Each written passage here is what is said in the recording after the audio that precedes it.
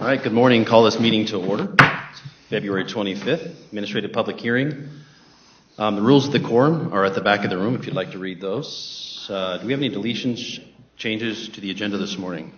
Mr. Chairman, we have no changes. All right, any commissioners' reports this morning? I do not. Yeah, I'd like to recognize Commissioner Daniel on her birthday yesterday. Congratulations. Shoot. Happy birthday. Also, we had a tremendous win, I think, for Mesa County last week, recognizing that Morgan Mining has decided to move their corporate office to Grand Junction. They're going to locate out at the Halliburton facility.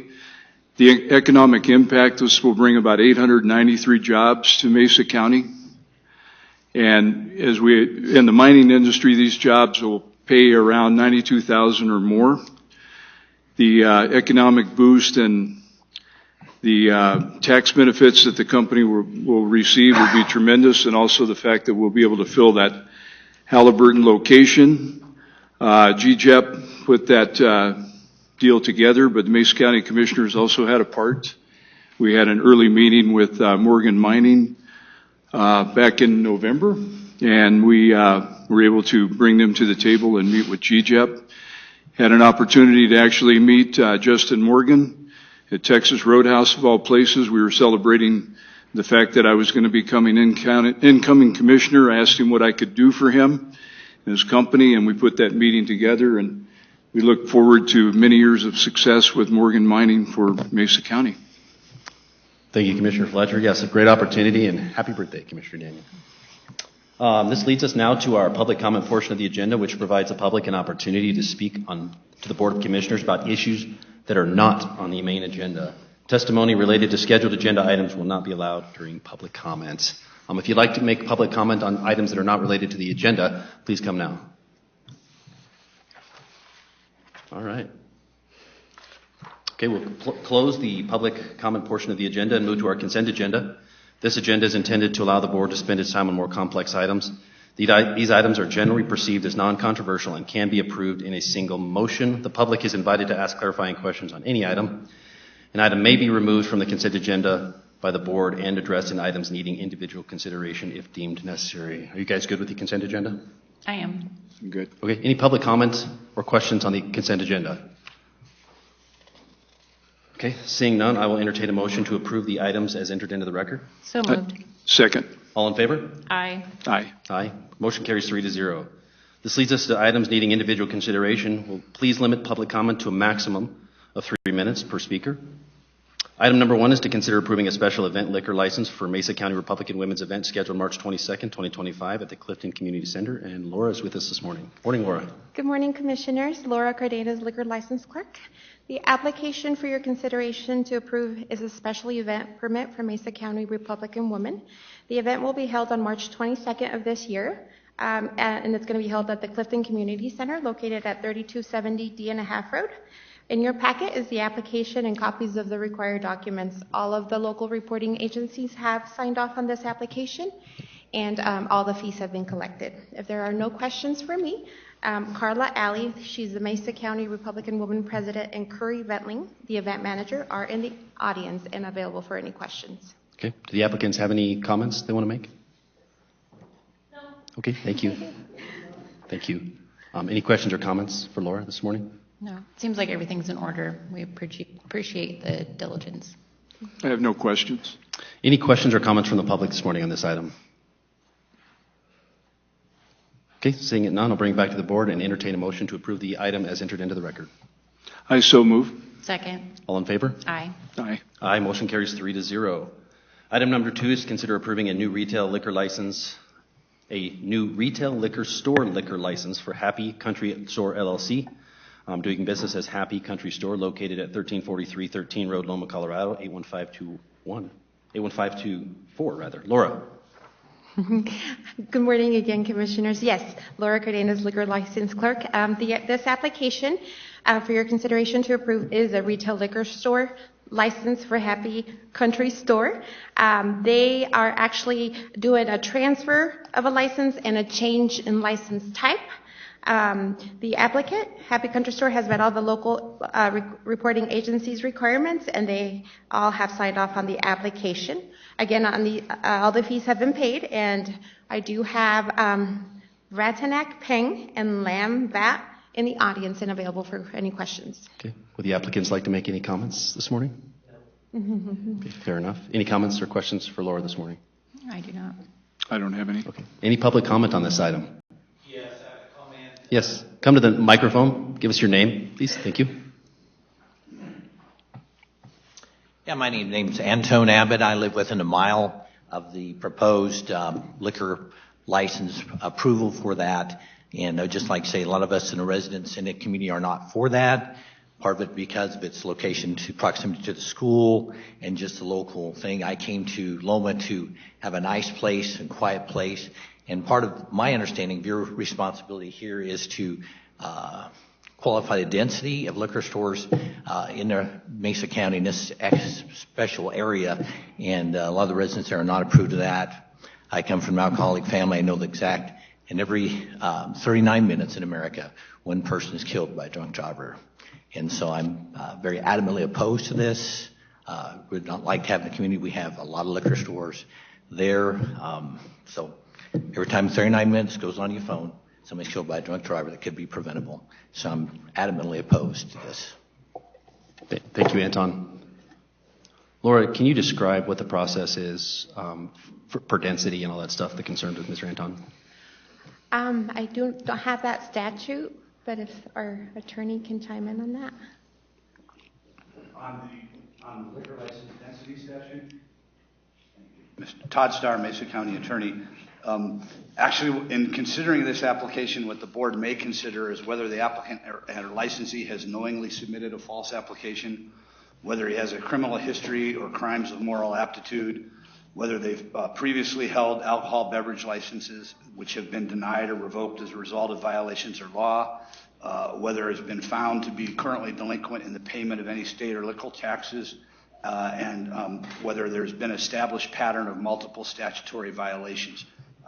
It's really, in this instance, whether or not there's a finding of good moral character by the license. All right, so it's not within our responsibility for the density. That's up to the state, correct? On some liquor licenses, it is within our responsibility, but not on this application. Okay. And I didn't mention that it was already, there was alcohol being sold at that establishment before. It is a transfer. It's just a change in license type. All right, good to know. Any further comments from the board on this item? Nope. Clarification from legal counsel. Is there any state statutes as far as setbacks with the application to the schools? 500 feet. Yes, it's Todd Starr. It's 500 feet, but again, this is a license that already exists, and this is just a change of ownership or a change of management. Gotcha. Thank you for the clarification. Okay. Any further public comments on this item? Okay. Seeing no further public comment and no further public or comment from the board, I will entertain a motion to enter this item, to approve this item as entered into the record. So moved. Second. All in favor? Aye. Aye. Aye. Motion carries 3-0. This leads us to item number 3, to consider approving the Fifth Amendment of the original 2022 agreement between Mesa County and the United States Geological Survey for E. coli monitoring in Adobe and Leech Creeks in the Grand Valley. Mesa County's MS4 partners have an agreement for cost share. This amendment increased Mesa County's MS4 contribution to $132,000. And we have Carrie Gudorf this morning. Good morning, Carrie. Good morning, Commissioners. Carrie Gudorf, Regulatory Programs Manager in the Engineering Department. And this is another amendment to the USGS contract that we have been working with them for many years. The reason why is the tributaries north of the Colorado River are listed as 303D listed segments. The Colorado River is not listed as a segment. Those segments are listed for E. coli, selenium, iron, and I think I'm missing one. So, excuse me, I'm a little nervous. And so this is just to continue the water sampling on Leech Creek and Adobe Creek. What we're trying to do is we have a lot of data right now, which has been great, but what we're continuing to do is do MST markers, which is the microbial source tracking. And so we're able to look at seeing if there is a specific species that is contributing to the E. coli load, so that we know if we have to do remediation, where we can target our sources and where we can target better funding. This is a contribution from all of our MS4 partners. 40% is Mesa County, 40% is City of Grand Junction, Fruta is 10%, and school district and Grand Valley water users is 5%. Perfect. Any questions or comments? I do. No. Should be of note that we're working with the state right now to try to update some legislation because accurate data is vitally important to making sure those who are polluting are held responsible, but those who are not polluting are not held responsible for something else that's happening naturally or something like that. So all of this data is very important in making sure that those who are responsible and those who are not are not. As you know, our ag community is exempt from runoff and stuff, and we want to make sure that stays that way, so we don't put that burden on ag. But maybe talk a little bit about the interplay between those two. And so in addition to that, with the legislation, is right now our TMDLs doesn't really take into account what is naturally occurring, and are also background levels that comes off of our federal lands when we have huge rain events. And so I think the partnership and making sure with the state that we get water quality that is most recent and relevant is really important. Also, that we're collecting water samples that are collected from professional groups that know about water quality, collecting flow samples, and how to correctly collect those samples is really important. Yep. One other thing to that is a lot of our TMDL was based off of old data, and a lot of that is, it's really important that we look at what is new, because there's new agriculture practices which decreases the amount of selenium that is leached into our stream segments. In addition to that, the canal companies and the water users have been really great at lining the canals, and so that they don't continue to leach groundwater, which increases the selenium loads as well. So it's really important with this legislation that hopefully that will be taken into account. Wonderful. Appreciate it, Carrie. Any public comment on this item this morning? Nobody wants to comment on water quality and TMDLs? I'm really passionate about it. Didn't say you didn't have a chance, but all right. Any further comments this morning? No, we really appreciate all your work, Carrie, on this. This will really give us some good data, good science to really move forward and protect the Grand Valley's interests. So thank you so much. Yep. Perfect. Seeing no further comment, I'll entertain a motion to approve the item as entered into the record. So moved. Second. All in favor? Aye. Aye. Aye. Motion carries 3-0. Thank you, Carrie. Item number 4 is to consider approving Building Department Ordinance 008D, Code Adoption. This is the second reading of an ordinance for the updating of all building and construction codes in place in Mesa County. 8 codes in all. The county building codes currently adopted are 2018 editions. The proposed ordinance will provide for adoption of the current editions, which is necessary to keep up with more modern construction methods, materials, techniques, and state requirements. We have Darrell Bay, our Chief Building Inspector. Good morning. Good morning. I'm Darrell Bay, building official with the Mesa County Building Department. The item brought before the board this morning for consideration is the final amendments and adoption of the proposed Mesa County Ordinance 008D and Exhibit A. The proposed ordinance is replacement of the existing Ordinance 008C. This ordinance serves as the building code for the Mesa County and is adopted pursuant to the board's authority under Colorado Revised Statute 30-28-201 to adopt a building code for the county. The proposed ordinance 008D and Exhibit A, which is the fee structure to be used by the building department when applying the ordinance, was posted in the newspaper in its entirety on February 1st, 2025, and read before this board at the public hearing on February 11th, 2025, as required. The full text of the ordinance at the proposed ordinance 008D and Exhibit A has been posted as part of the agenda in today's items for the meeting and is part of today's record. The notice of today's meeting was posted in the newspaper on February 15th, 2025, along with the county's website, where people were encouraged to contact the board or the building department with questions or concern or to attend today's meeting. I was contacted by just a couple of people, and their concerns were over water, and it was Ute water, and the energy code. We sponsor annual classes. This year, the classes will be going over the changes of the codes.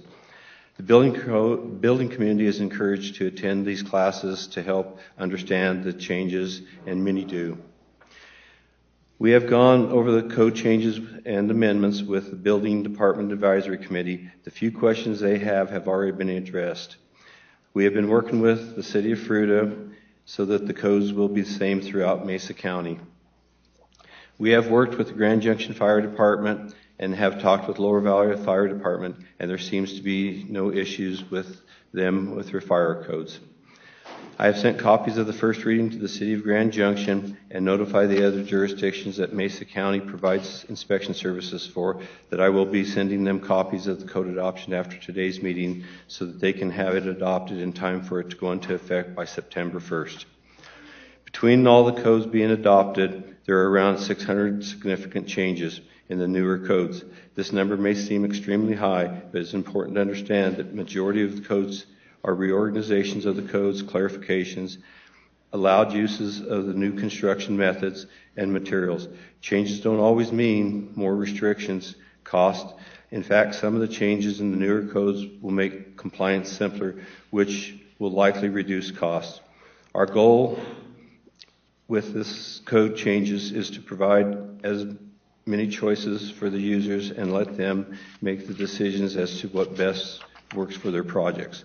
Our office will work with the building community to make the changes between the current and the proposed changes as smooth as possible. We plan to have meetings, provide handouts, and post information on our webpage. One of the questions that was brought forward since the first reading was about the 2024 Energy Code.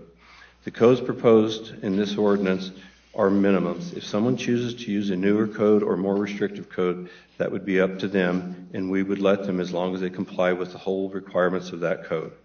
The other question was from Ute Water, asking if there was going to be major changes in water requirements for sprinkling of buildings. The codes did not make any changes. The big change would be is if people do different types of buildings that require different types of sprinkling systems, or if there's lack of water flow. The one thing I did tell him was about the wildfire resiliency code and sent him a link to their website so that he could stay informed.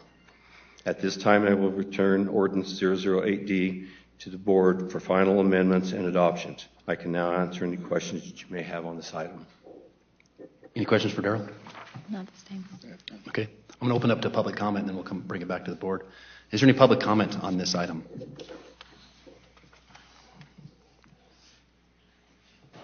Okay. Seeing none, I'll bring it back to the board. Any further comments?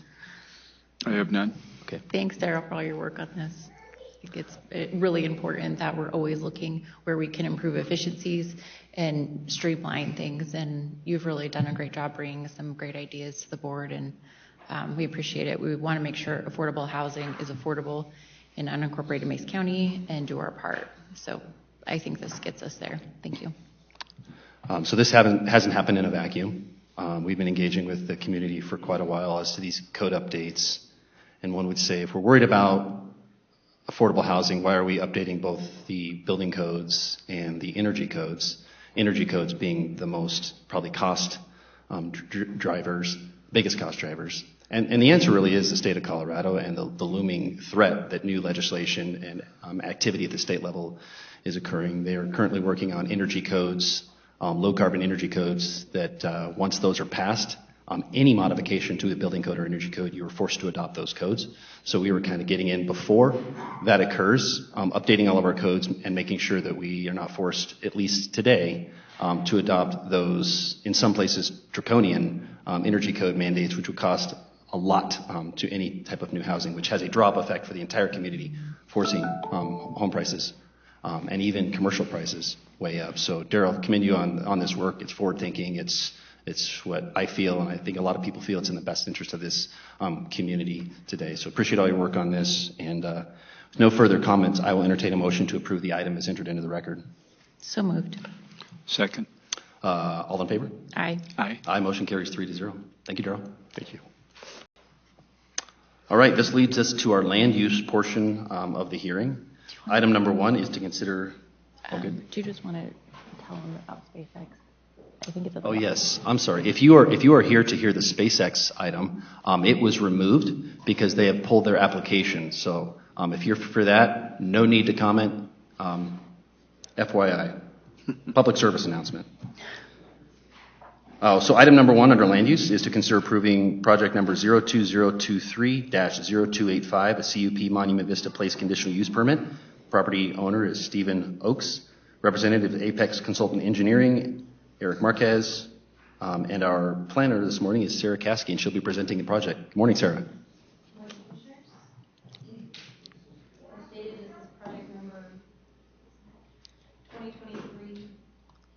We can't hear you. I can see it's on, but can we get her mic turned up just a tad? Okay. There we go. Project 2023-0285. Property owner Stephen Oakes. The property is located at 1785 Broadway, number A, Grand Junction. Then the request is to seek approval of a CUP, conditional use permit, to allow for a minor entertainment event venue with up to 25 events per year with a 75-person maximum limit per event. I'd like to submit exhibits A through F for the public record. The site is located on the south side of Broadway, which is Highway 340, about 600 feet west of 18 Road. It's approximately 8.75 acres. There's a home, accessory dwelling unit, detached garage, and 4,000 square foot deck. Almost 6 acres of undisturbed natural vegetation. There's a residential home on the north and east side of the property, and then the Colorado National Monument borders the west and south sides. The applicant is requesting the minor entertainment event venue for up to 25 events per year with a maximum of 75 guests per event. The events will include weddings, receptions, fundraisers, and other private events. The site will be available starting at 10 a.m. for setup.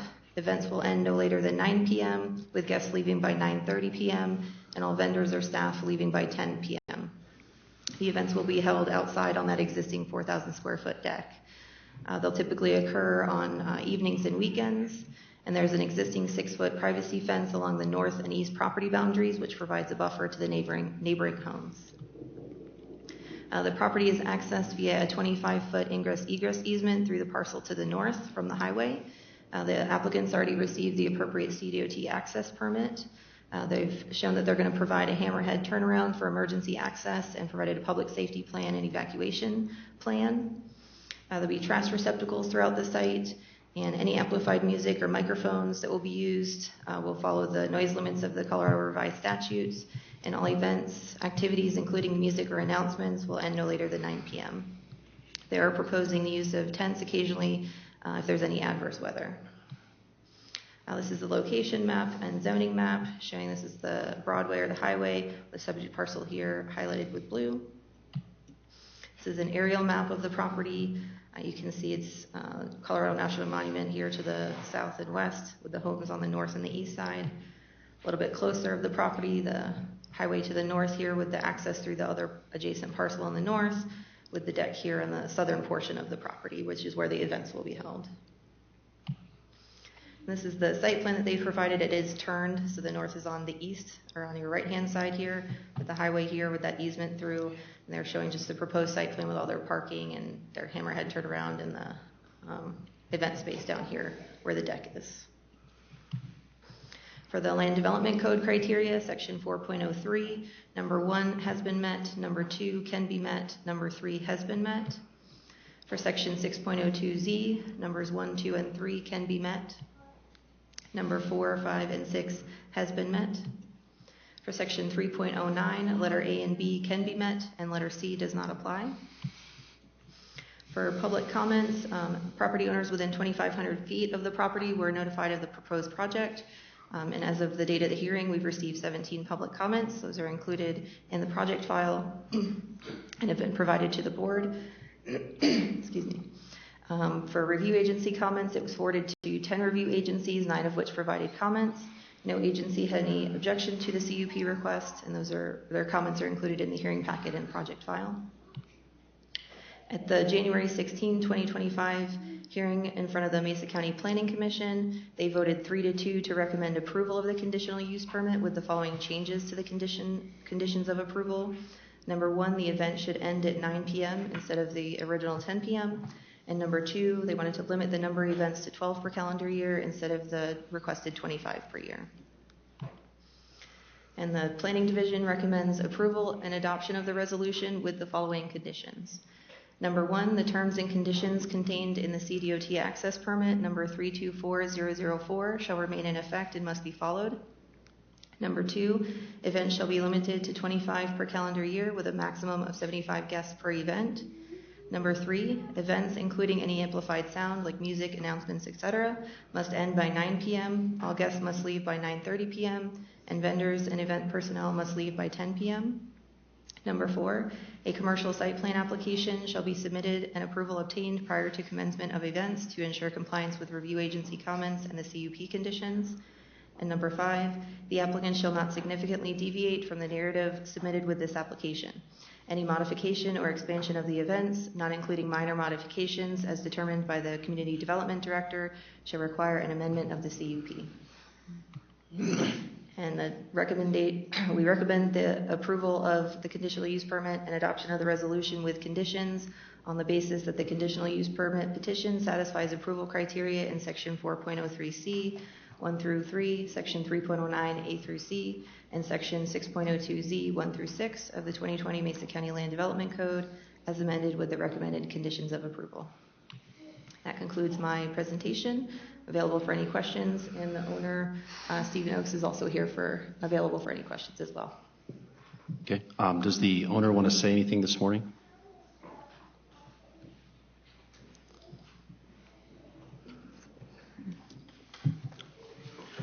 Commissioners, good morning. My name is Stephen Oakes. I'm the property owner at 1785 Broadway. We've been residents of the Grand Valley since 2018. We are now retired and spend our time raising our children, caring for our parents, working in the community, and traveling. Over the past 7 years, my wife and I have become involved with many community organizations across Mesa County. We donate our time and our money to causes we believe will help lift the tide of our community. We are ambassadors for the Colorado National Monument, where we donate our time networking in the community to educate on the importance of the park and to raise much-needed donations to help fund the challenging budget the monument faces. Several other organizations we work with are here today to share more with you about how we work together with them and some of the goals we hope to achieve. We are here today to finalize a 15-month journey to acquire a permit so that we can also share our resources. Our goal with MVP, which is our nickname, Monument Vista Place, our goal with MVP is to provide a no-cost venue space for nonprofit organizations to gather for fundraising, board meetings, and other gatherings that further their mission. To support this, we will conduct for-profit events such as weddings, graduation parties, family celebrations, and other events that provide our community with a high-quality venue experience. These funds will allow to support the fundraising goals we hope to achieve. We have met the mark on every aspect of this CUP process, including substantial requirements with CDOT. Through this permit application process, we have spent over $42,000 to meet the requirements by the state and the county. This permit for our property will provide us with a vehicle to do great work for our community in many ways. I am here today to ask your approval for this application at the 25 event level. Thank you for your time. Thank you. Any questions or comments before I open up to public comment? No, not today. Two questions, and you can say that if you want to answer too, but more to staff. Does the access easement on the property in front of it support all the traffic?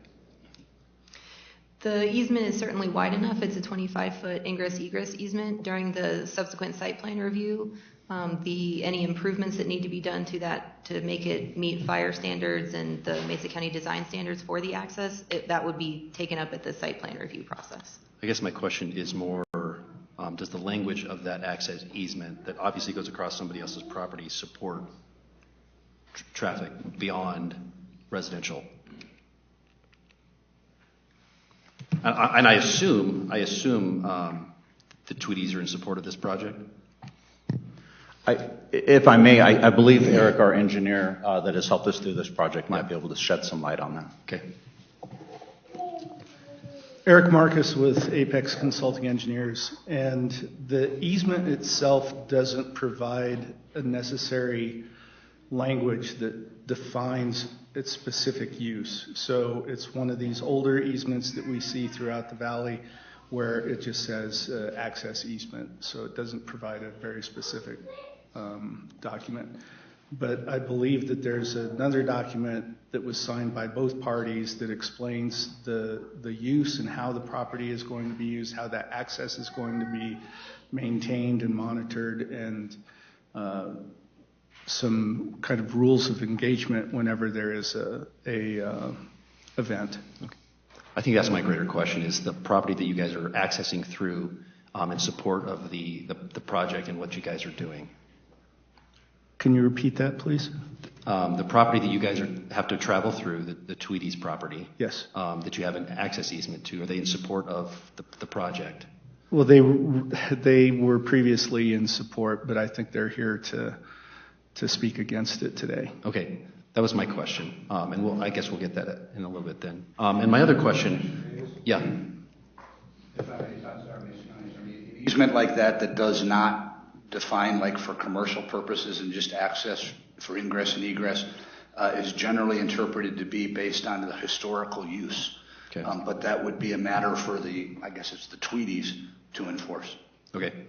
And my other question for staff was, what was the logic behind moving the event from 25 to 12? So the applicant is requesting the 25 events. Understood. The Planning Commission reducing it to 12. I don't recall a reason for that.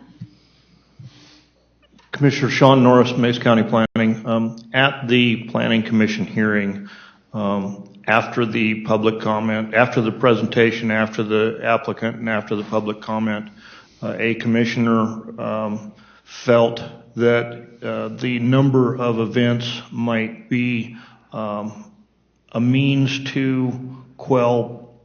It's hard to speculate quite what their rationale was. So there wasn't any solid reason given as to why that was suddenly cut in half or some other percentage. And it is strictly a recommendation to the board for you to consider, not necessarily a requirement. The planning staff is in recommending the full 25 events as the applicant has requested. Okay, thank you very much. All right, no further public comment, or no comment from the board. I'm going to open it up to public comment from the... Redirect? Yes, So sir. clarification on the easement, again, I'd like to see where the easement on the map, can we bring that up? You can... So like coming through here from the highway. So it goes through three It goes through parcels? one property. So it just goes through the one parcel. So this is the actual site plan. Again, it is turned, so the highway is up here, and so this is the Tweedy property, which is directly north of the owner's property, and that's that 25-foot easement through the parcel to access the subject parcel. Have the parties entered into an agreement as far as commercial use on the easement? The original easement language doesn't specify the type of use. It just is ingress, egress. It doesn't specify residential, commercial, or otherwise. It's just ingress, egress. Mr. Oaks. I might be able to add to this. There are two documents actually related to this subject matter. One was a requirement from CDOT, which was a document that they provided to us and the Tweedies. Everyone signed and notarized that during the period of time where we were in agreement on this. The second document is not a notarized document, but it's a document between the two parties that state that we understand that we need to have traffic control, we need to make sure that speed limits are met, that there would be signage, cones, all the things you would need to ensure smooth egress. Okay. Thank you, Mr. Oaks. All right, with no further comment from the board, I'm going to open it up to public comment. Please limit your comments to 3 minutes, and you can come at this time, and please identify yourself for the record.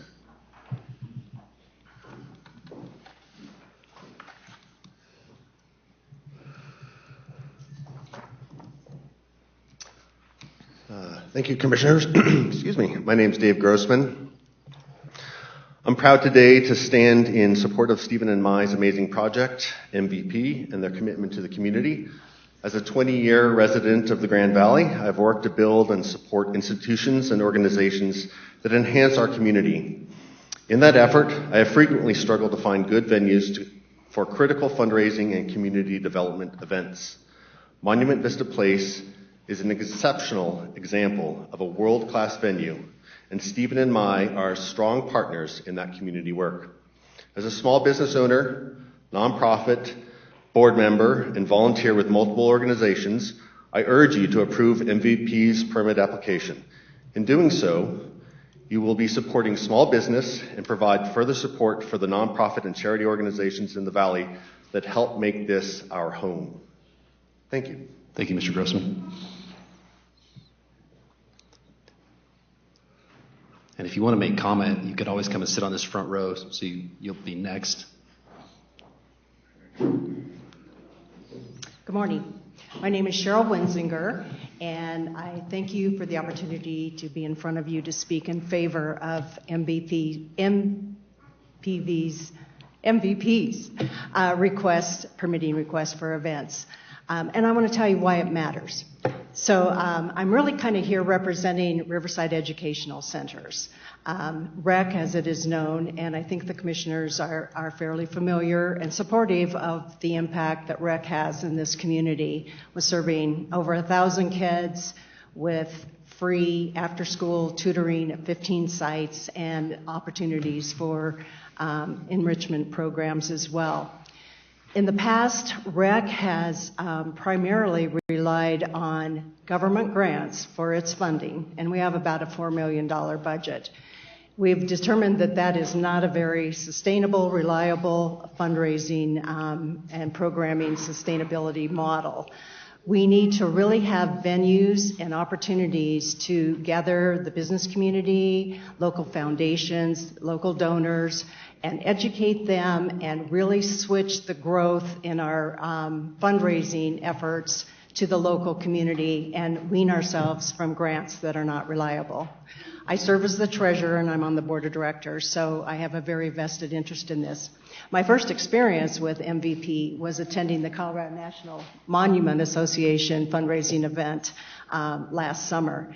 This event space is so unique and incredible, and it's such a great asset for this community to have these people in this event center here locally and to really serve the entire Western Slope. It is truly amazing. I don't think their business model is unreasonable at all. 25 events, 2 a month, to support what they want to accomplish with supporting not-for-profits with their fundraising efforts at a very low-cost, affordable approach, and then having other events where they can actually offset the costs, make money from those, and then again help support the not-for-profit causes in this community. So I hope you'll really appreciate their business model, their vision, what these generous people are trying to do for our community. Our not-for-profit community really needs them to be successful so that we have more opportunities to thrive as well. Thanks. Thank you, Mrs. Menzinger.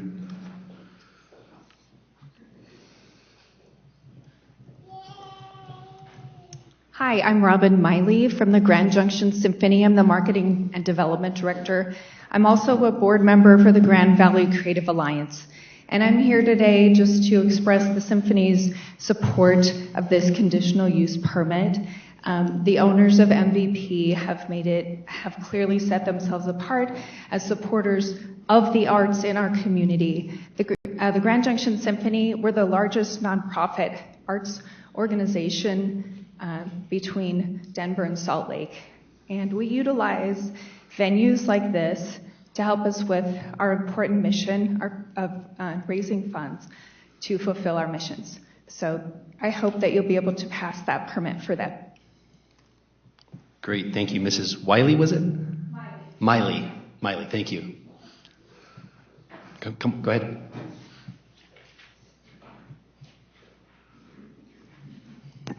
Good morning, Commissioners, and thank you. My name is Ken Tweedy. I live at 1777 Broadway. I'm the property owner and serving a tenement of the access easement. I have to agree with everybody that was spoken up here today. I think that this event is a fabulous idea, given the preliminary discussions and the pretense that it was given to me under. So in the beginning, I'd just like to reiterate that from the first discussions that I had with Mr. Oates, until I got the notice in the mail that said 25 events, we had been reassured that it would be 5 to 6 events annually to give back to the community in the form of fundraisers and other community events, Halloween, things like that. All of those things I spoke about at the last meeting. If I had known that this was a false pretense, there was going to be alcohol at receptions, various things like that, I would not have agreed to CDOT's agreements. Now I do worry about some of the security of my property, my family, traffic from the venue, things like that. Now, at the previous discussion, the reason that it was suggested to take it down to 12 is because we have a neighbor that it is actually close to her bedroom. She is, we all moved out there for the reasons of privacy and various things like that. I have actually a copy of the easement here if you would like that.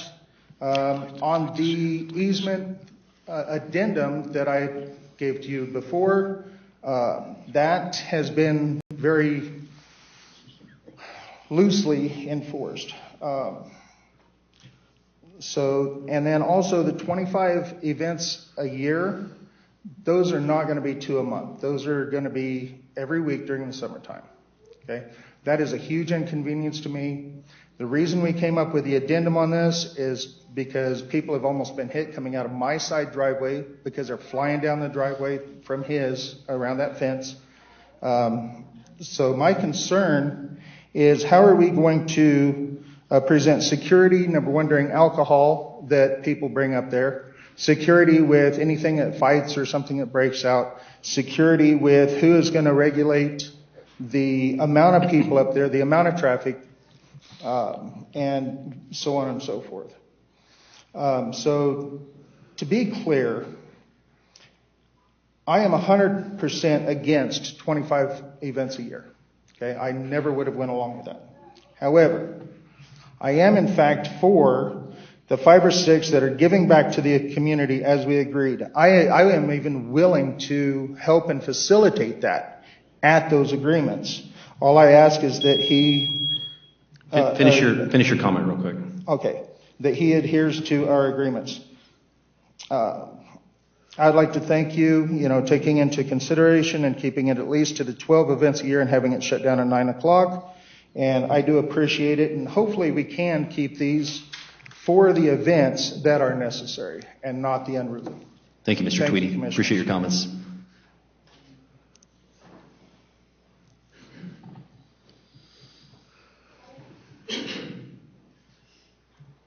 Good morning. Good morning. My name is Jeff Bates, and I am, you probably know me as one of the local artists that does the metal work around the valley. I've been here in the valley for 25 years and on the western slope for almost 40. And I've come to know Steve and Mike from probably 2 or 3 years ago. I met with them, and I've found them to be community-minded, honest, hardworking people. And I feel like the business plan that's here will help nonprofits. I myself, you've probably seen me at, I'm the president of the Grand Mesa Jeep Club, and I'm also at the Grand Valley Trails Alliance Roundtable and the Western Slope Outdoor Alliance, one of the new organizations. I'm involved in those types of things, and I think the value of the venue at Monument Vista Place is probably, the value is just incredible for nonprofits and that sort of thing. I feel like that we've got an opportunity to mitigate anything that would keep him from doing the full 25 events in the course of a year, because after all, he's got to pay for it some way. And the nonprofits, the value there is worth so much. But that's pretty much all I've got to say. Thank you. Okay. Thank you, Mr. Bates. Appreciate your public comment.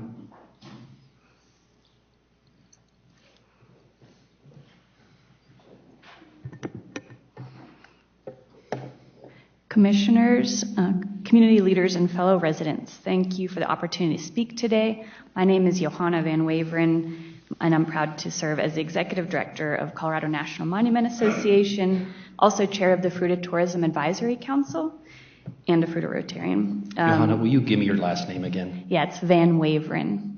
Van Waveren. Yeah, it's Dutch and long. Perfect. I'm here to advocate for MVP as an event venue, not just for its beauty, but for the incredible opportunity it presents for our community, our local economy, and continued preservation of one of our greatest treasures, Colorado National Monument. For years, CNMA has worked tirelessly to support the monument through fundraising, education, and ambassador efforts. We've raised critical funds that help preserve the landscape, enhance visitor experiences, and ensure this national treasure remains protected for future generations. But to continue this work, we need a strong foundation of community partnerships. That's where MVP comes in. MVP is the ideal setting for us to host fundraisers and ambassador programs. It's a breathtaking backdrop that seamlessly connects people with the spirit of the monument, providing not just a venue, but an experience that inspires advocacy, generosity, and appreciation for the land. A long-term partnership between CNMA and MVP would allow us to expand our fundraising efforts, strengthen our outreach, and continue fostering stewardship for this iconic landmark. Beyond that, opening MVP as an event venue is a win for Fruita. It's an investment in tourism, local businesses, and the overall vibrancy for our community. By welcoming more events, we attract visitors, create jobs, and support the small businesses that make Fruita such a small place. On a side note, I'm getting married in September, and there's not many options for places to get married in Fruita, so it's a wonderful thing on a personal level too. I urge you to see the potential in this partnership, not just for CNMA, but for our city as a whole, or I should say our valley. Let's make MVP a space that serves our community, celebrates our landscapes, and helps us protect the places we all cherish. Thank you. Thank you, Ms. Van Waveren. Did I get it? Yeah, you nailed it. Good.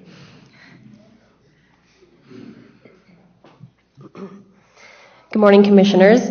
My name is Kayla Bowers, and I'm the Executive Director at the Fruita Area Chamber of Commerce.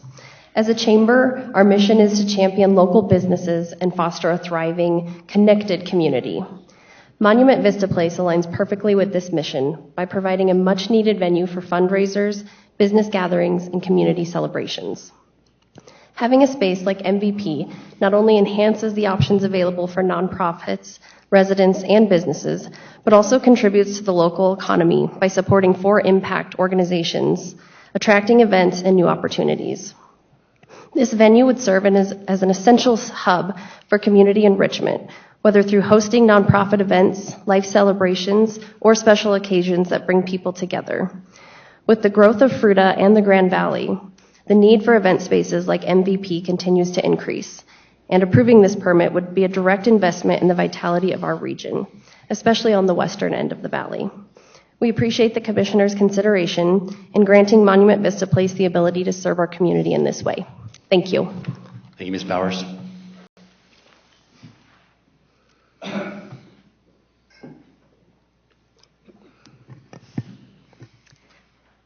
Good morning, esteemed commissioners, esteemed county manager, and county attorney and administration. I am Dalida Sassoon-Bolig, the CEO of the Business Incubator Center. I'm here today to show support for MVP and encourage the county to continue its long-standing tradition of supporting small businesses and entrepreneurs in our community. I believe that MVP will help spur economic activity and that it will positively add to the diversification of our small business ecosystem. The owners, May and Stephen Oakes, are entrepreneurial and they are dedicated community members. The Business Incubator Center encourages small businesses starting, scaling, and growing in our community. Should all requirements be satisfactory to you, we hope to see you approve of their request to continue seeing wonderful small businesses grow, create jobs, and thrive in our community. Thank you. Thank you, Ms. Bolig. Any further public comment this morning? All right. Seeing none, I'm going to close the public comment portion of this agenda item and bring it back to the board for any questions or comments of either the applicant or staff. Yeah, my comment is back to Mr. Tweedy. He made a valid point about the easement. I would like to see if we could get a copy or clarification of his concerns of egress and ingress. Has staff, first of all, let me ask this question. Is it the role of the commissioners to evaluate a private easement in the approval of a project? It's the role of the commissioners to evaluate whether or not the property has access. The applicant has demonstrated access. I suspect that the burdened estate, the property that the easement runs through, if this is not consistent with their historical use, that would be for that person to enforce that. But the commissioners have been presented with a CDOT permit and an easement that shows access. You're not required to look further behind that. Does that make sense? Yes. Any further questions or comments? Does the CDOT access, is that in line with the application, what you guys have found in the application? The CDOT permit is not in the application materials provided. Okay, so that's not in our preview. Well, it is, but I don't find it in the packet. Okay. Did you guys find any? And the CDOT permit is only regarding the access to the highway itself. Okay. It's the equivalent of like a driveway permit that the county issues from time to time. So it's not in conflict. Yeah. Correct. No, it is not in conflict. They issued the permit. And I don't know whether or not that would be sufficient to evidence to a court that they consented to the expansion of the easement. But again, that's not for this board to decide. You've been presented with access. Okay. Just a few comments. I mean, I regret, obviously, that Mr. Tweedy's not in full support of the project. It seems like a wonderful project, has a lot of community support. At the same time, it's, in my estimation, it's not the purview of the board to decide the suitability of the access easement. I would love to see some support. I would love to see a partnership there, but at the end of the day, it's a private easement and a private issue there. I think the applicant has demonstrated sufficient access to the property, which leads us to the property itself. There are no opposition comments in the packet. There is one opposition comment this morning from Mr. Tweedy, which I absolutely respect and I appreciate bringing that before you this morning. I don't know what was said between the two parties, but at the end of the day, that's not for me to determine, so I apologize. The project meets all the parameters in my view. I think it's a wonderful project. I hope that the parties can come together and work together if it's approved today. But I'm in full support of this project at the 25 events per year. You guys have any comments or questions? No. Okay. If I have no further comments or questions from the board, I will entertain a motion to approve this item as entered into the record with the, and you could read this motion for the record if you'd like to. I make a motion to approve project 2023-0285 Monument Vista Place Conditional Use Permit based on the findings that petition satisfies the approval criteria subject to the following conditions. Do I need to read those or? Yeah, I would read those for the record. Okay. For the record, item 1, the terms and conditions contained within CDOT access permit number 324004 shall remain in effect and must be followed. Number 2, events shall be limited to 25 per calendar year with a maximum of 75 guests per event. Item 3, the events, including any amplified sound, music, and announcements, etc., must end by 9 p.m. All guests must leave by 9:30 p.m. and vendors and event personnel must leave by 10 p.m. Item 4, a commercial site plan application shall be submitted and approval obtained prior to commencement of events to ensure compliance with review agency comments and the conditional use permit conditions. Item 5, the applicant shall not significantly deviate from the narrative submitted with this application.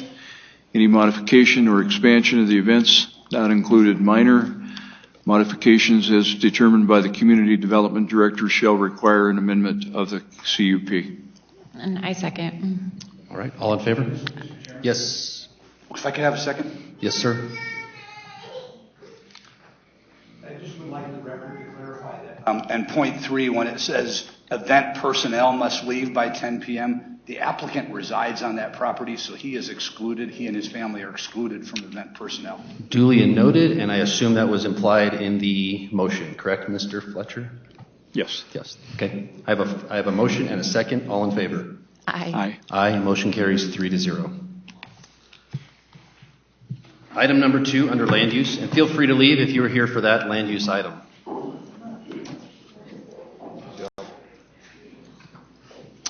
Item number 2 under land use is to consider approving project 2024-0262 RZ Adobe Vista rezone. Property owners are confidential and are located at 1376 North Road in Loma, Colorado. Planners, Samantha. Is it Hoagland or Hoagland? Hoagland. Hoagland. Good morning, Samantha. Good morning. Samantha Hoagland, Mesa County Planning with the Adobe Vista rezone project 2024-0262. The property owners and representative are confidential. The property is located at 1376 N Road in Loma, Colorado, 81524. The parcel number is 2691-274-00-885. The property is zoned AFT for agricultural, forestry, and transitional, and the future land use designation is estate. The proposal is to rezone the 9.54 acre parcel from AFT to RSFE. I'd like to enter Exhibits A through E into the record. The subject property is located at the northeast corner of N Road and 13 3/4 Road. It's zoned AFT and is currently developed with 2 single-family homes. About half the property is irrigated and the other half is unirrigated. The future land use designation of estate allows for a density of up to 1 unit per acre. The request to rezone from AFT to RSFE does align with that future land use designation of estate.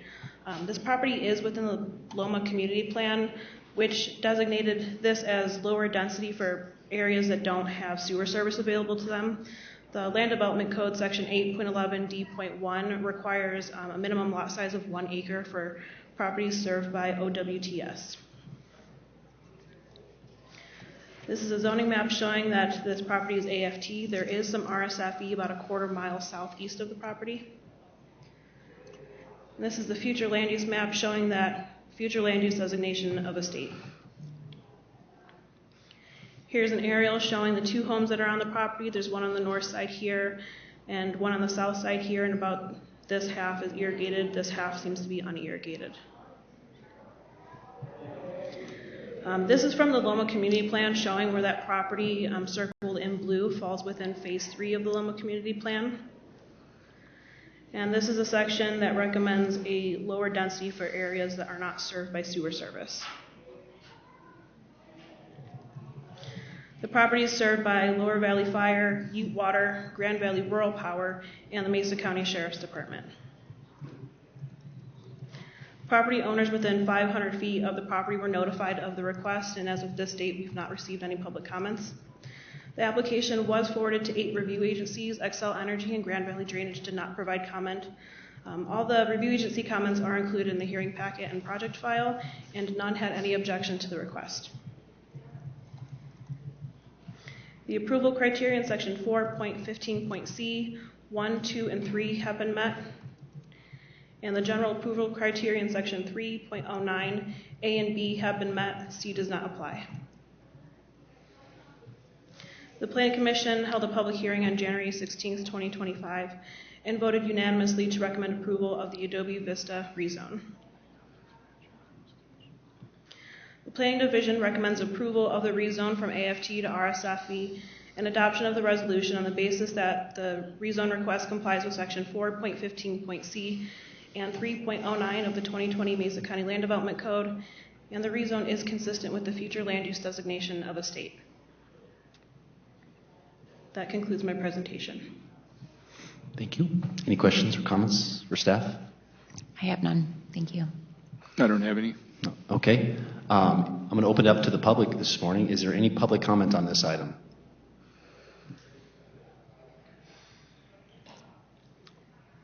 Okay. Seeing none, I'll bring it back to the board for any final comments or questions. I have none. I have none. Okay, and for the record, I want to acknowledge that I am familiar with the property owner in this rezone request. However, I do believe this presents no conflict of interest for myself. My role as a commissioner is to evaluate land use decisions based on the merits of the application, existing policies, and the best interest of the whole community. So I did want that for the record. I just need you to articulate that you can be fair and impartial. I can be fair and impartial in this project. Thank you. And you meant the applicant first also, right?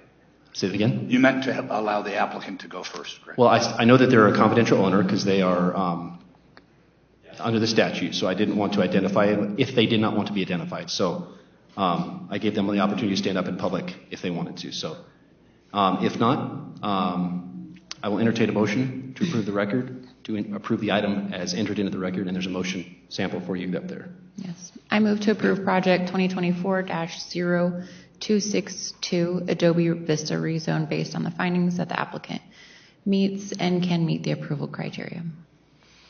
Second. All in favor? Aye. Aye. Aye. Motion carries 3-0. Thank you. Item number 3 is to consider approving project number 02024-0279, the RZ Maddox rezone. Property owner Dwight Maddox Sr., Representative Vanessa Christensen, and our planner is Faye Hall. Good morning, Faye. Good morning, Commissioners. Chair Davis, I'm Faye Hall with the Mesa County Planning Commission. And there was no room to plug everything in, so I have to do that right now. Sorry. Just take a second here.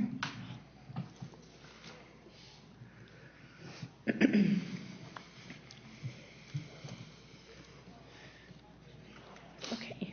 So this is the Maddox rezone, PRO 2024-0279. Property is located at 1290 18.5 Road. The current zoning is AFT, and the request is to rezone approximately 8.8 acres from AFT to RSFE. So the property is 8.8 acres. It's located on the east side of 18.5 Road and on the south side of M Road in Fruita. Has a current designation of zoning for AFT, which allows a density of 1 unit per 5 acres. And the future land use designation of Estate 3, and this relates to the RSFE estate zoning, which would allow a density of 1 unit per 3 acres. I'd like to enter into the record exhibits A through F. Just show you an aerial photo of the map, of the property, so you can see the residence located here on the west side. And the surrounding zoning of the area, there is some existing RSFE, there's some URR, and the remainder is AFT in this area. And the future land use map showing the different designations. We have URR here to the south. This area in the darker green is Estate 3, and then to the north here would be Rural Agricultural 10. So for section 4.15 for rezones, the criteria has been met. Section 3.09, letters A and B has been met, and letter C is not applicable. Public hearing notices were sent out to property owners within 2,500 feet of the property. As of today's hearing, the Planning Division has received no public comments regarding the rezone. Review agency comments have been addressed and are contained in the hearing binder, and the Planning Commission did recommend approval of the request for a rezone. The Planning Division recommends approval of the rezoning request on the basis that the proposed rezone satisfies the rezone criteria of section 4.15.c of the Mesa County Land Development Code as amended. The rezone satisfies the general approval criteria of section 3.09 of the Mesa County Land Development Code as amended, and the proposed rezone is consistent with the future land use designation of Estate 3. That concludes my presentation. I'd be happy to answer any questions. Any questions for Faye this morning? I have none. I have none. Thanks, Faye. Does the representative or the owner of the property want to make any public comments this morning? Okay, thank you. I'll now open it up to the public for questions or comments.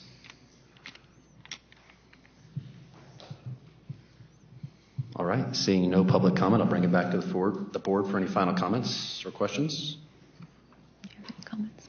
I have none. None? Okay. I have no comments myself, so I'll entertain a motion as dictated on the board.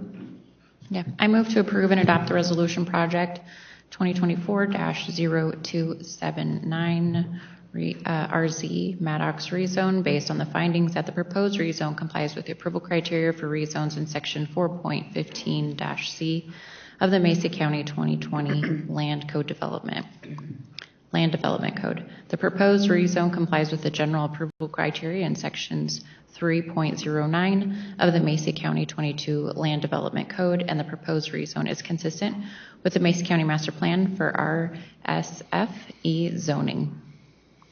Can I get a second? Second. All in favor? Aye. Aye. Aye. Motion carries 3-0. And we are adjourned. Thank you, folks.